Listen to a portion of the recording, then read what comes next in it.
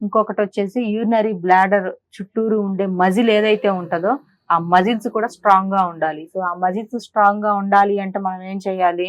Urinary bladder capacity correct గా ఉండాలి అన్నా, అది సాగకుండా దాని సైజ్ కరెక్ట్ గా ఉండాలి అన్నా, యూరినరీ బ్లాడర్ చుట్టూ ఉండే మజిల్స్ కరెక్ట్ గా ఉండాలి అన్నా, మనకి వాజినల్ లో ఉండే ఈ పెల్విక్ మజిల్స్ స్ట్రాంగ్ గా ఉండాలి అన్నా కూడా కొన్ని ఎక్సర్సైజెస్ అనేవి మీకు చెప్తాను. అవేంటి అంటే కెగిల్.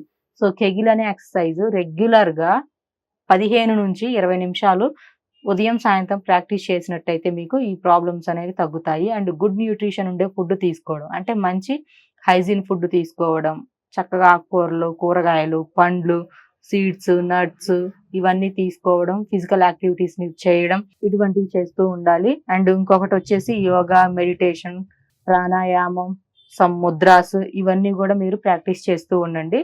ఈ ప్రాబ్లం అనేది మీకు చాలా వరకు క్లియర్ అవుతుంది.